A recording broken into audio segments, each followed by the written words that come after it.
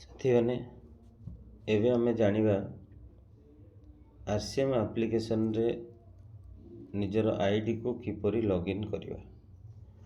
पछ वीडियो आम देखते आम कौटू आम डाउनलोड करवा। डाउनलोड पर ये गोटे एप्लिकेशन आसो जोटा ना आरसीएम लिखा अच्छी। तो सेटा को आम खोलला मात्र ये गोटे पेज खोल। आम दुई प्रकार आम लॉगिन कर गोटे जमी होम पेज अच्छी तो तीन टा लाइन ऊपर हाथ मारिकी साइन इन को गले ये आईडी आ पासवर्ड देकी लॉगिन करिपरिबा।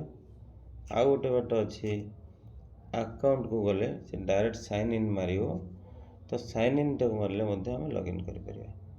एबे तो जानिगले लॉगिन किपरि करिवा। ता सहित आम देखिया गोटे आईडी पकई लॉगिन किपरि होछि।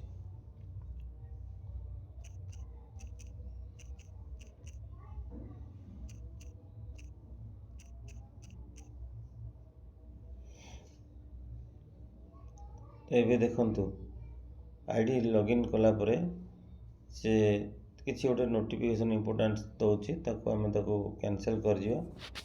तापर देखिए जे हमर एमती इंटरफेस खोली गला। इथिरे हमर आईडी लॉगिन हिला कि नहीं किपरि जानिबा। अकाउंट को गले जहार आईडी लॉगिन हितो तार ना तार डिटेल्स सब देखियो। तो यहीपरि भाव में आम निजर आईडी को लॉगिन करवा। आ से आईडी लॉगिन पर निजर पर्सनल इन्फो जब देखा चाहिए पर्सनल इन्फो देखिपर। परचेज वॉल्यूम देखिपर। लास्ट मंथ रो आज डेट रे कौन परचेज वॉल्यूम होता सेटा देखिपर। ईयर ग्रुप रे केते बिजनेस निजर केते बिजनेस हम डाउन रे ए मास रे किणा कर देखिपर।